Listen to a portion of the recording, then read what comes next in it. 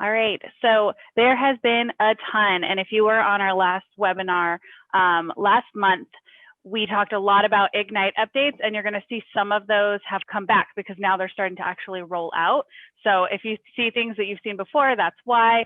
And a lot of stuff I've seen almost 2 years in a row at Ignite, so you're going to see a couple familiar items and maybe some new ones as well. So we'll just jump right in. Here is another one that we were seeing a lot of Teams updates at Ignite. This is one that I noticed, and it looked new to me, so it might be new to you, is you can now have organization-wide backgrounds. That's coming into preview as well. So if you do, if this is a feature that you might be interested in applying in your organization, where you have some set backgrounds that your users can use, this is a feature you will be able to take advantage of, and that is going to be in your team admin center. So you can absolutely enable that org-wide custom background. Pretty cool. That's really cool. Yeah, it's cool. Do we know if that can be like forced, or can the user still select an alternate background? That is a great question. Ooh, do I get the $25 gift card? You might, yeah. So far, one person. That's a great if you have question. one question, you get to win, I guess. So other people got to ask questions. It's still a drawing, right? Okay. Yeah, we've made it. I'm in the running. You're in the running. That's a great question. I do not know.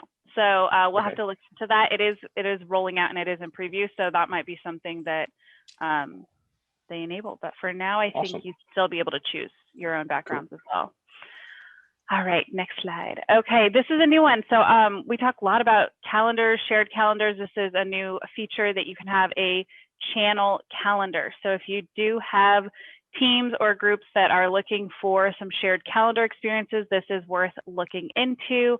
And it's just like adding a new tab, and then you can add that channel calendar, and then teams, anytime something is added within that channel calendar or a meeting is created, it will actually appear in your post feed for that channel as well. So that's another feature that is. Sorry, asking questions. We don't know what this one looks like quite yet.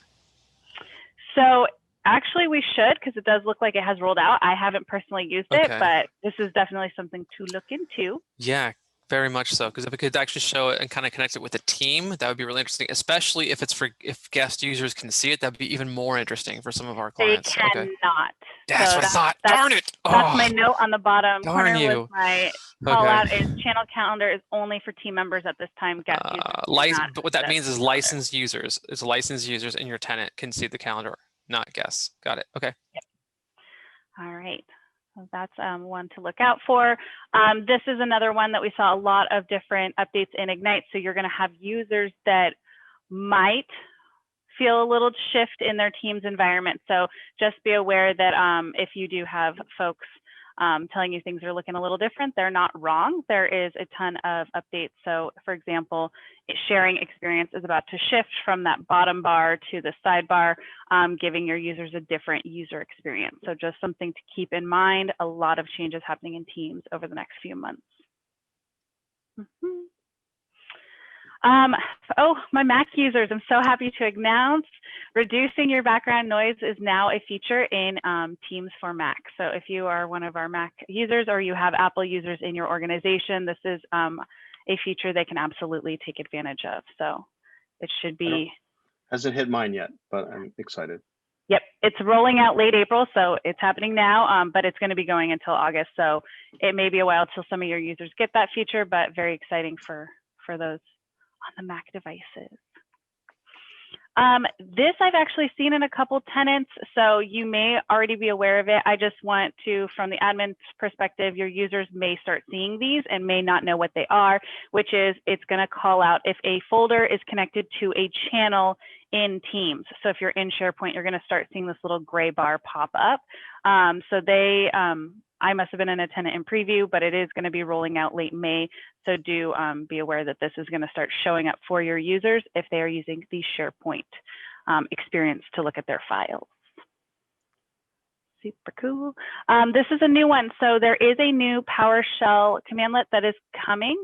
So if you are if you read through this, but I'll explain it. So that little left-hand corner when you're in a Teams environment where it'll offer to go back to the Teams experience or the classic experience, sorry, return to classic SharePoint, that can now be disabled through PowerShell. So that is coming soon and allowing you to disable that little return to classic button. A question for Michelle, Matt, is there anything you guys see with clients? So I don't want this update thing to take forever, but I got questions. So is there anything that we see with clients where going back to classic on a list or something is really kind of a requirement? And this is tenant wide. Are we able to do this just for sites? So a couple questions packed in there, sorry, but.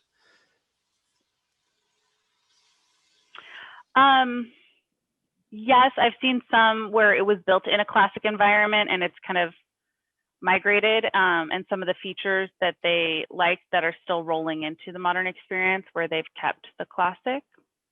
I'm trying to think of what features they are right now. This is a tenant level switch though, so it's going to disable it everywhere, right? Mm-hmm. Yeah. And the other question, actually, sorry, is why would we want to do this?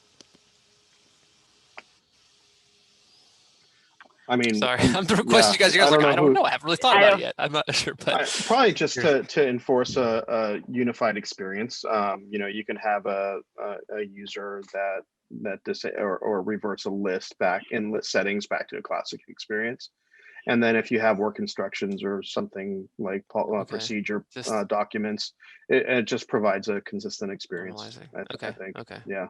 All right. I'll let you move on. Sorry, Michelle. Oh, good questions. I was like, I can go look at where I found that update and see if they have an example of why. Okay, so this is another Ignite update. Viva Connections for Teams is going to be and should be rolled out where users can start accessing them. So if you haven't looked into connections, that is included with your current Microsoft 365 subscription. So that is worth looking into to bring your intranet experience into Teams if you haven't already, and then you'll be able to start utilizing that. The SharePoint app bar must be rolled out, and that's, I think, my next slide or the slide after. So, actually go to the next slide. SharePoint app bar. So the SharePoint app bar, we've been talking about this update for a couple of years. Microsoft continues to add features based on feedback, but in order to get connections to fully deploy, this needs to be deployed in your environment as well. So SharePoint app bar is coming soon. One thing to note is if you do take no action, it will show up for all your users. So you can temporarily disable the app bar if you're rolling it out or you want to control that launch until October 31st of this year. So that's an important note. You can temporarily disable it until October 31st. So whether you like it or not, you're getting it not in November. Do you know yet where we temporarily disable that? Is it in the hub or global navigation settings for your home site? I haven't seen it anywhere. Answer from where I found this update. So let me get that answer and I'll throw it in the chat. So if you do want to disable this, or did you already find the answer? No, I didn't. Okay. Let's see. SharePoint Spaces, that is coming. That's another one. So that may have already and probably has started showing up across your tenant. So just be aware your users may start seeing an option to create a new space. So you can, SharePoint site owners, similar to turning off page creation, you can actually turn off space creation as well. So that's another option. And you can use PowerShell as well to turn off that space feature if needed. I thought this was really. Can you do one quick, because we have people that go like, well, what?